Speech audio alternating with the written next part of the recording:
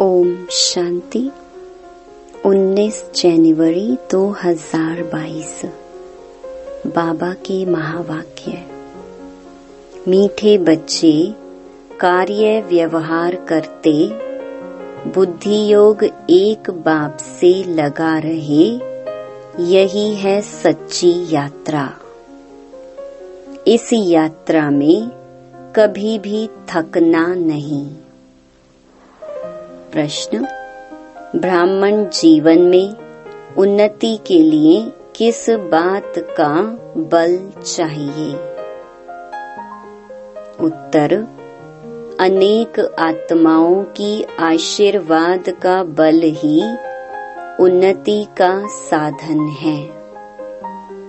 जितना अनेकों का कल्याण करेंगे, जो ज्ञान रतन बाप से मिले हैं उनका दान करेंगे, उतना अनेक आत्माओं की आशीर्वाद मिलेगी। बाबा बच्चों को राय देते हैं, बच्चे पैसा है तो सेंटर खोलते जाओ। हॉस्पिटल कम यूनिवर्सिटी खोलो, उसमें जिसका भी कल्याण होगा उसकी आशीर्वाद मिल जाएगी। गीत: रात के राही थक मत जाना। ओम शांति। गीत का अर्थ तो बच्चों को आपे ही बुद्धि में आना चाहिए। अभी हम सब हैं रूहानी राही। भगवान बाप के पास आत्माओं को जाना है। ऐसे नहीं कहेंगे कि जीव आत्माओं को जाना है। जीव आत्माओं को शरीर छोड़कर वापस जाना है। मनुष्य मरते हैं तो कहते हैं फलाना वैकुंठ वासी हुआ, परंतु तुम जानते हो अच्छे व बुरे संस्कारों अनुसार पुनर्जन्म लेना पड़ता है। बुरे संस्कारों के कारण तुम्हारे सिर पर पापों का बोझ चढ़ा हुआ है। चाहे इस जन्म का व जन्म जन्मांतर का चढ़ा हुआ है, वह अब तुमको योग बल से भस्म करना है। बाप को याद करना, इसको ही योग अग्नि कहा जाता है।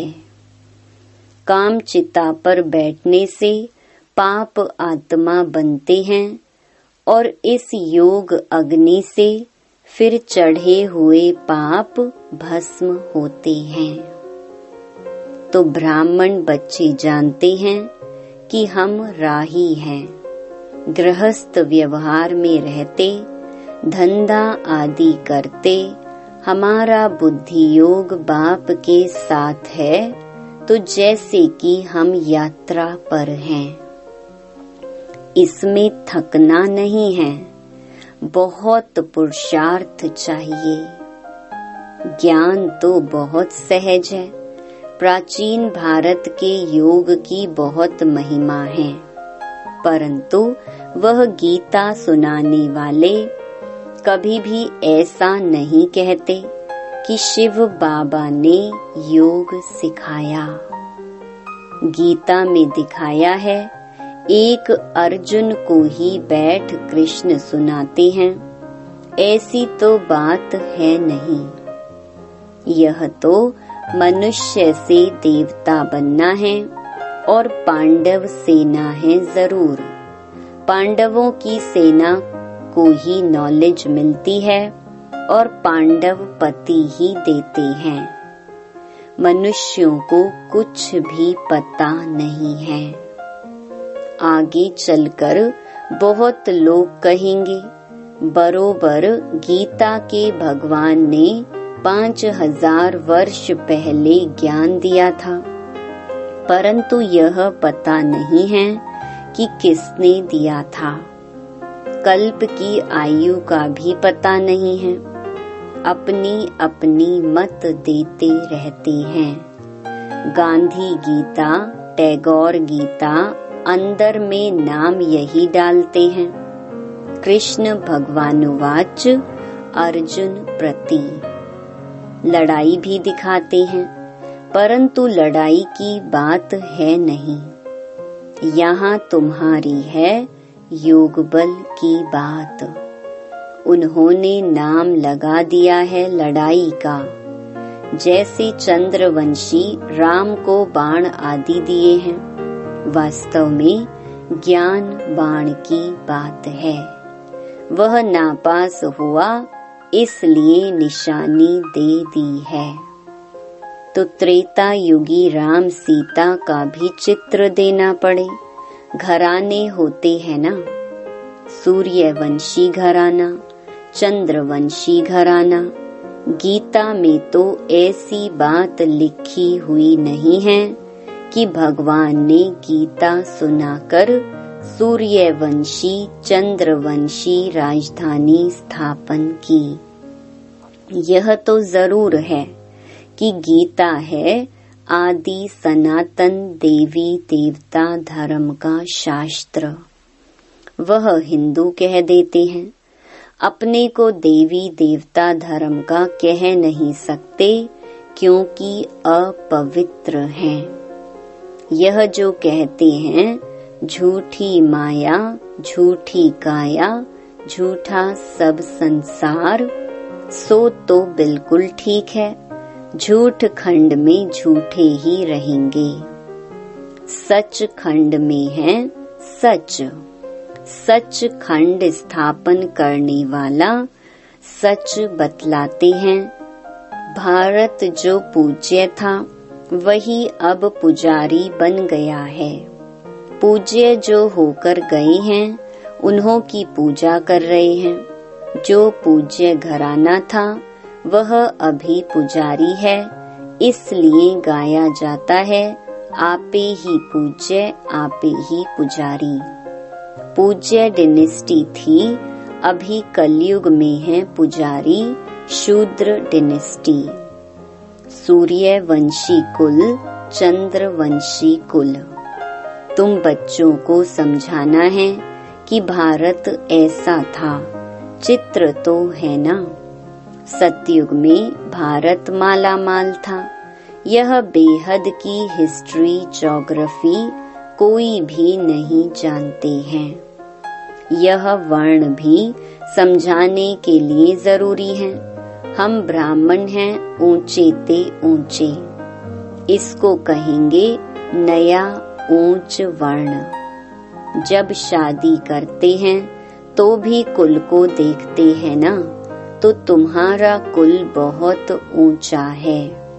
भल ब्राह्मण तो दुनिया में वह भी बहुत हैं, परंतु संगम पर ब्रह्मा की संतान ब्राह्मण कुल होता है। वह यह नहीं जानते। यह नई बात है ना। मनुष्य समझते हैं इन्हों की शायद अपनी नई गीता बनी हुई है। यह तो तुम बच्चे जानते हो। बाप राज योग सिखा रहे हैं, हम सो देवता बन रहे हैं। हम राजाई स्थापन कर रहे हैं, ऐसा और कोई कह न सके। वे तो जो पास्ट हो गए हैं उन्हों की कथाएं बैठ सुनाते हैं। यहाँ हम महिमा तो गीता की ही करते हैं, तो मनुष्य समझते हैं यह गीता को मानते हैं। तुम जानते हो वह है भक्ति मार्ग की गीता। परंतु जिसने गीता सुनाई उनसे तुम अब डायरेक्ट सुन रहे हो। बंदर सेना भी मशहूर है। चित्र भी दिखाते हैं Hear no evil, see no evil। अब बंदर को तो यह नहीं कहेंगे, जरूर मनुष्य के लिए होगा।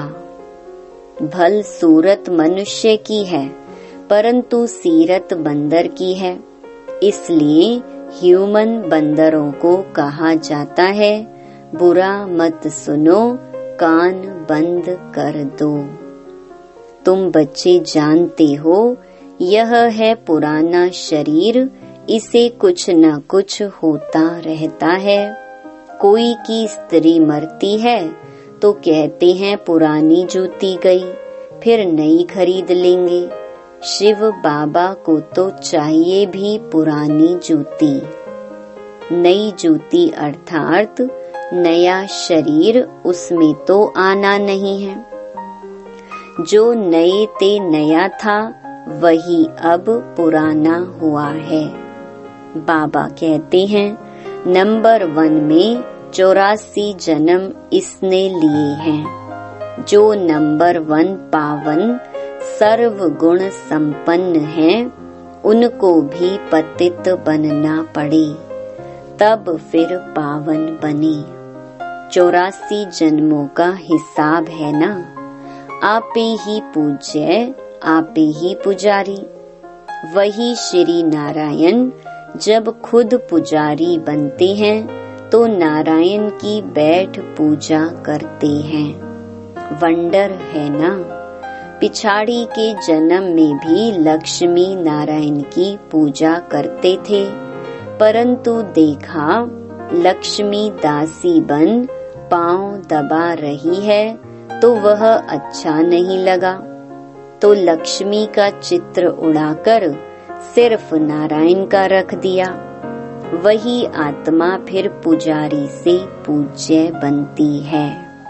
तत्त्वम् सिर्फ एक तो नहीं होगा ना।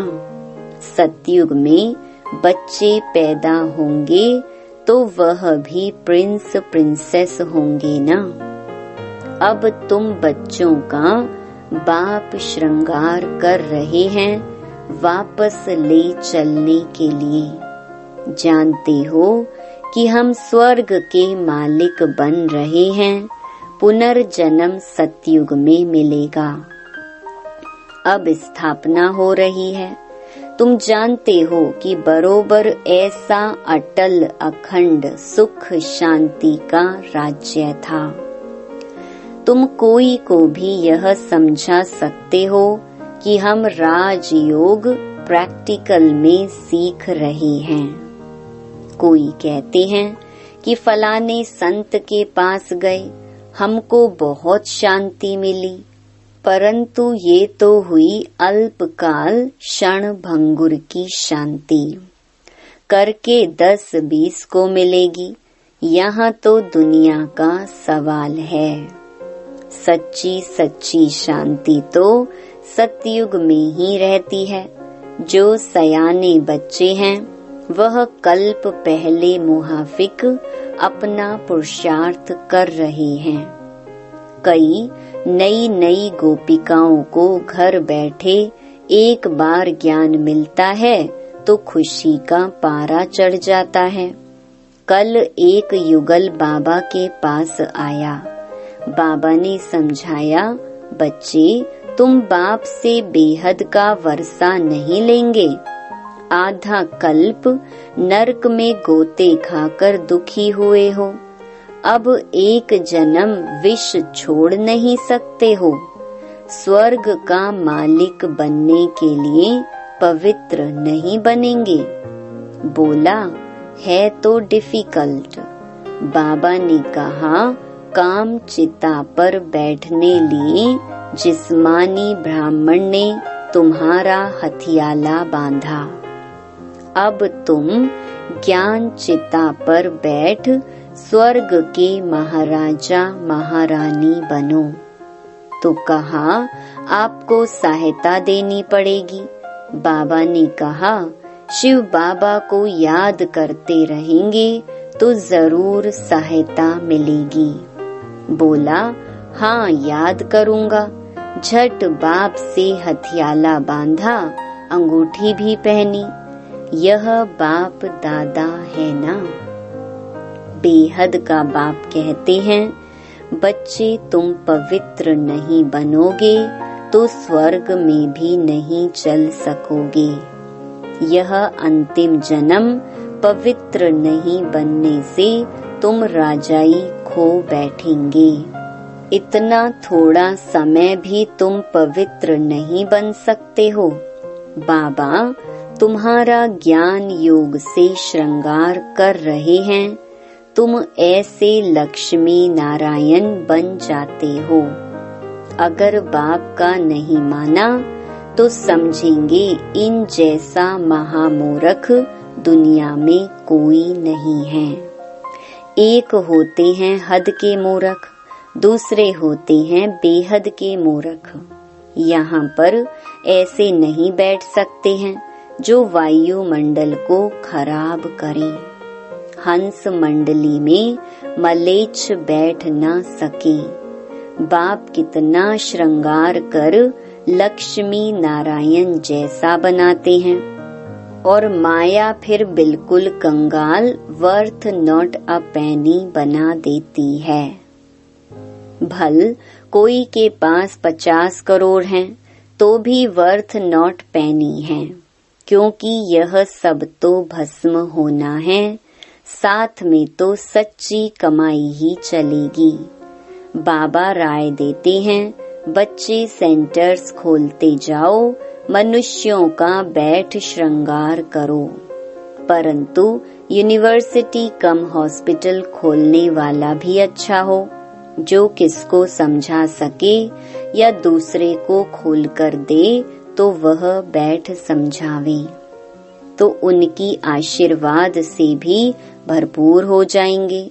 बल तो मिलता है ना। 21 जन्म के लिए फायदा है। ऐसा कोई होगा जो बाप की श्रीमत पर ना चले। कदम कदम पर बाप की श्रीमत पर चलना चाहिए। विघ्न तो पड़ेंगे ही। बांधेली गोपिकाओं पर कितने सितम होते हैं, इसमें निर्भय होना होता है। बाप की महिमा है निर्भय निर्वैर। हमारा कोई से वैर नहीं। बाप श्रृंगार कराते हैं तो उनकी सर्विस स्वीकार करनी चाहिए। बाबा क्यों नहीं हम आपकी श्रीमत पर चलेंगे। हमारा तो इसमें बहुत कल्याण है।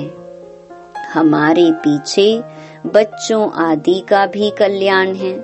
हरेक को सच्ची यात्रा पर चलने का रास्ता बताना चाहिए। झगड़ा होगा, अबलाओं को सहन करना पड़ता है। नहीं मानते हैं तो समझो हमारे कुल का नहीं है। मेहनत करनी पड़ती है। कहाँ से हमारे कुल का निकल पड़े, फिर भल प्रजा लायक भी बने।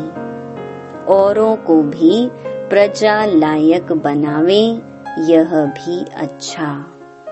प्रजा भी तो बनानी है ना।